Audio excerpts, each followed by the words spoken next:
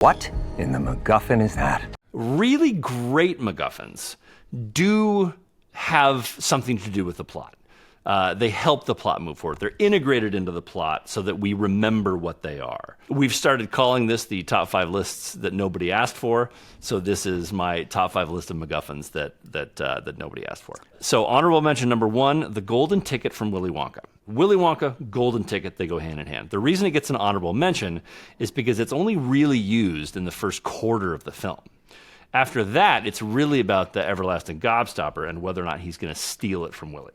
We don't remember that as much as we remember the golden ticket. So it was great. It was used in the plot. It's memorable, but it was only used in the first quarter of the movie. A Cup of Christ from Indiana Jones. Sure. It was awesome. Very, very memorable. And the fact that the movie is really about Indy just trying to find his dad, my only issue is they find it, he drinks out of it, and there's no repercussions. He gained immortality, but lost the ability to make a compelling Indiana Jones movie after that. Oh, that facts. Another honorable mention, the Briefcase from Pulp Fiction. The reason why I love this one is because it has sparked so much conversation about what it was, so it became sort of a cultural event in itself. Here's my Hall of Shame, Josh. Before I do honorable mention, the Hall of Shame, the worst one ever, Unobtanium from Avatar. Yes. This was a MacGuffin that they forgot to rename.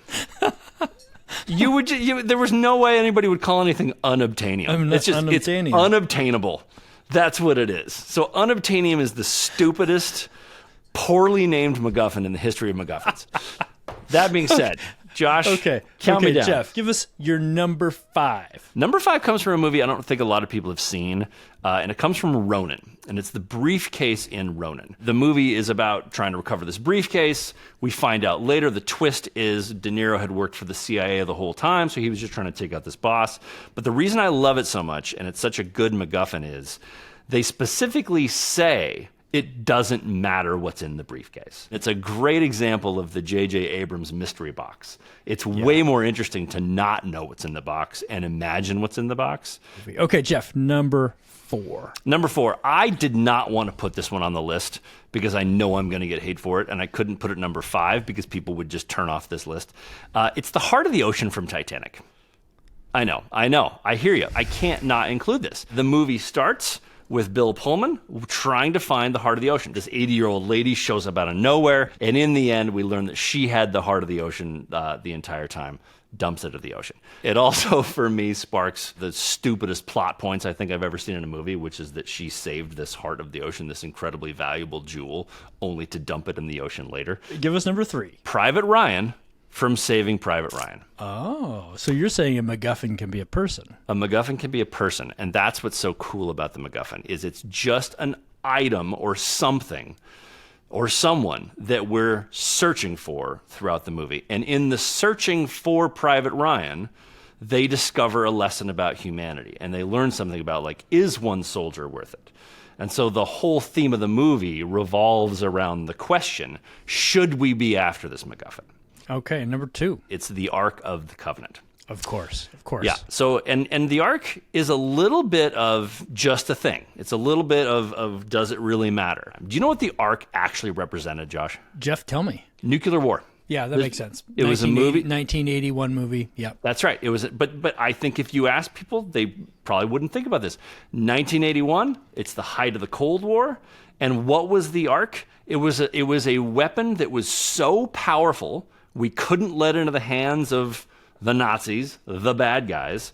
And in the end, it was so powerful, it was better to not see it. It was better to not experience it, and we need to lock it way away and never look at it again. So give us number 1, your number 1 MacGuffin. So more important than preventing nuclear war was the joy and fun of finding all the Infinity Stones. They're the perfect MacGuffin. You could never do better because we were constantly seeing their relation to each other. We were constantly being explained to what they could do and then seeing it. And so the story just weaved right through all the Infinity Stones. The Infinity Stones themselves, including individual ones of the Infinity Stones, were MacGuffins in other Marvel movies. That's right, and poorly done sometimes.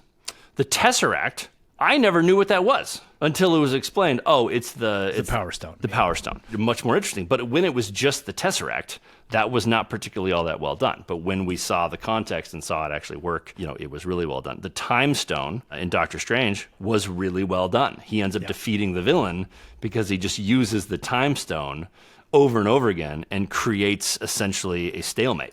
It's not universal that Marvel's going to do a good job with the MacGuffins. That's the list that nobody asked for. That's Thanks, the Jeff. list that Thanks, nobody asked for.